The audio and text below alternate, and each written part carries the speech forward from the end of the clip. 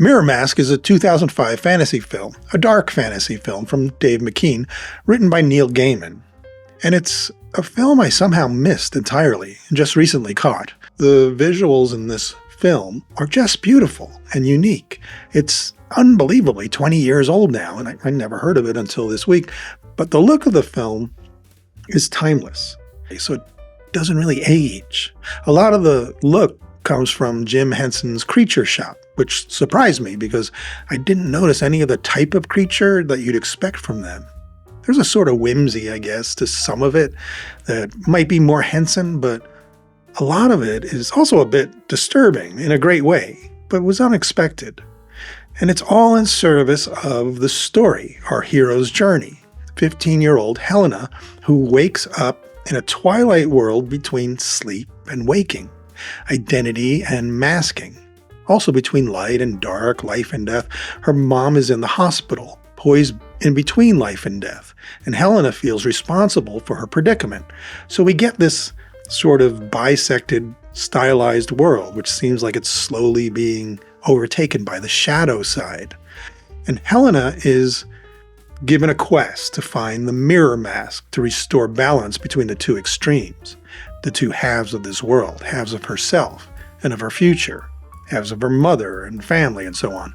It's all interwoven in a way that keeps you caught up and enjoying every moment. And it's told without any exact roadmap.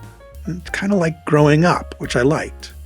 Helena acts on impulse and finds her way through it all, searching for the MirrorMask and meeting mirror images of her mother, her father, and her as yet unmet boyfriend, who she has to learn to trust and even forgive along the way.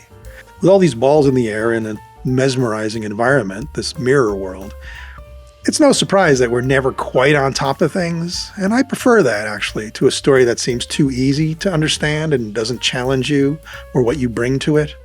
But at the same time, once it becomes more clear what's going on in the film and what Helena's actual journey has been, you get to go, oh yeah, that makes sense now. And the interactions between the humans and some of the creatures, the CG-enhanced Henson creatures, were actually very good and didn't break my suspension of disbelief much at all, which is pretty impressive given the amount of green screen there had to be in making this movie. And again, the creatures, their design and animation, compositing, the little elements and effects additions all really came to life for me. Like I said, this movie is 20 years old and I was transfixed by the look of it. And I spent all those years working in visual effects and I'm just not impressed by the craft anymore. But the art of it is something else. And this 2005 movie made me understand yet again that it's time to stop judging effects for their cutting-edge technology and level and just evaluate whether or not they're effective for a story. I'd rather the look of this film to all the Superman or Marvel movies that they could ever turn out. I think someone, probably said something like, hey, let's make this movie look like a live-action Coraline, but let's set it in the City of Lost Children, like if Guy Madden were the director with all his sepia tones. And then, they collaborated and just sort of loved every minute of making it. You can't fake that sort of heart in movie making. I loved the world of this film. I wanted more of it when it was over, although the story by then is pretty well wrapped up. And all in all, it turns out to be pretty simple, even sparse. So more movie would have been too much movie. But, in fact, a couple of scenes could have been cut down a tiny bit. They were just so darn satisfying to watch, it didn't matter. The plot is simple on the surface, but only on the surface. Speaking of the plot, 15-year-old Helena Campbell lives with her parents who run a traveling circus in the UK. It employs a host of artists, musicians, jugglers, tumblers, mimes, all that good stuff, no animal acts. It's just the sort of classical, timeless circus stuff. It's a little weird, actually, that the modern crowds are enjoying it as much as they are in this day and age with all the modern entertainment available, but they do. And in the glimpses we see of their act, it's kind of believable, actually. It has a homespun, family, warm feeling. But Helena is 15, and she's starting to rebel and want to become her own person. Now, her parents take for granted that Helena's there every night, selling the tickets, making the popcorn, working in the juggling act. And they need her there. And they're just about getting by as a family, but she wants to run away and, find herself. She's also a gifted artist, and her sketches and drawings are everywhere in her room, papering an entire wall, in fact. And they come back later to become a sort of tesseract in a way that predicts Interstellar. A little bit. It's very impressive, but I don't want to tell you anymore. I don't want to ruin it. Okay, so during an argument with her mom, being 15 and all, Helena says something a bit over the top and hurtful to the effect that she wishes mom was unalive. Now, she doesn't mean it, and she apologizes, but it's out there now in this parable-rich medium. And like any good parable, the story takes that wish, and presto, mom collapses during the show that night and is taken to the hospital. Turns out they need to operate. So it's the night of mom's operation, and Helena wakes up inside her dream, which is sort of a broken mirror of her life at first, and becomes more and more fantastical by the moment. As the dream goes on, there seem to be two possible futures here. The Dark Princess has taken over and destroyed the connection between the real world and the world of her art and her struggling identity, where the potential to change and grow resides. That's this world that we've entered, and it's also kind of a crucible where Helena's mature identity is being formulated. And right now, it's a way to punish herself for what she thinks she did to her mother, by basically destroying the good world and consigning herself to a punishment through self-loathing and giving in to a not-so-good version of herself. I just kind of felt a little tinge of Inside Out there for a second. Anyway, the titular MirrorMask is the key Helena has to find, but it's also the chief symbol in the film. It's a way to show you, yourself, right? The light and the dark. In other words, instead of putting on a persona, a mask, as all young people must, go through at some point, to see instead a potentially more complete you, a better you, and a you that, you get to choose. Helena has to do that, but also reconcile her past actions and personas to get out of her dream, which is done here by waking the White Queen, her sleeping mom, who's under anesthesia up in the real world, and defeating the Dark Princess, a version of herself she doesn't necessarily want to become.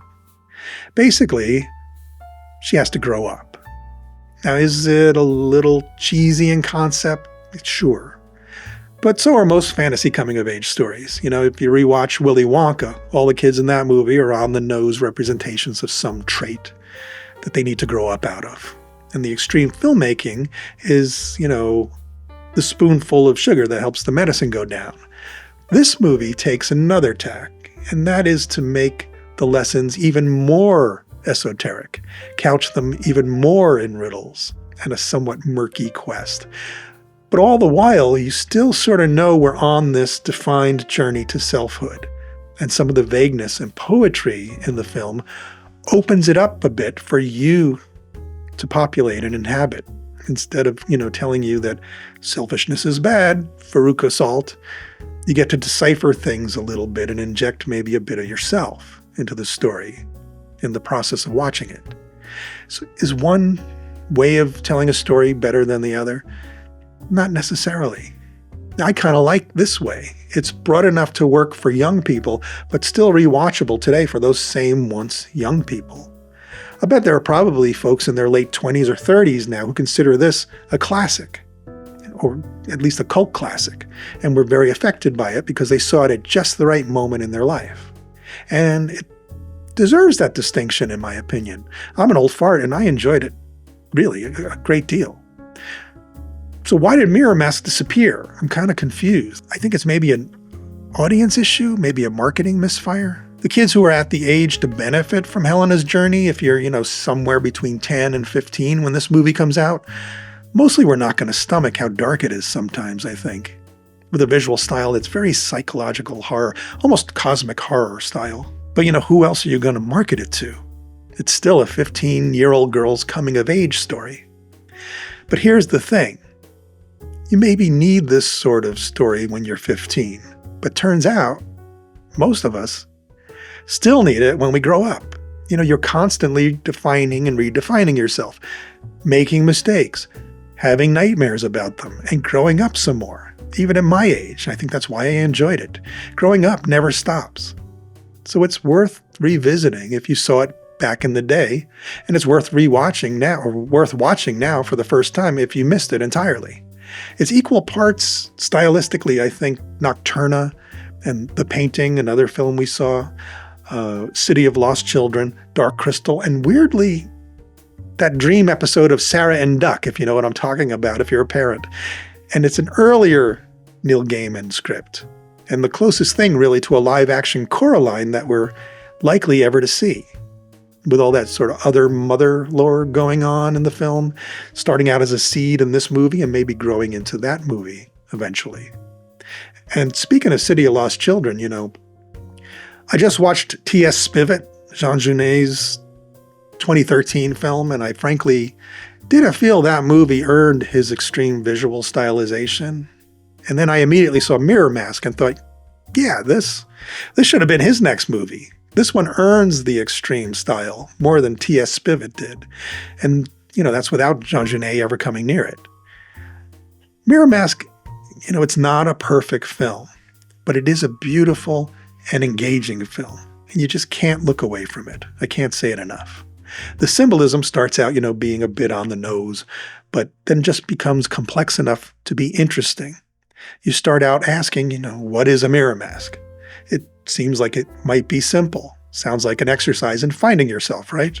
Finding your identity. But then it's inside a film that makes it impossibly complicated to pin yourself down and understand who you are and who you want to become, and who you might be becoming anyway, despite your best efforts. And suddenly, that simple concept, it ain't so simple. All right. Did I just not spoil the ending of a movie for the first time on this channel? There's a first time for everything. I hope I gave you a sense of its flavor, though. What did you think of MirrorMask? And how old were you when you first watched it? Put your comments down below. I'd love to read all about your experience with this film. And thanks to our channel members scrolling on the screen right now. You're the absolute best. Like and subscribe. Visit the shop down below. And I'll see you next time.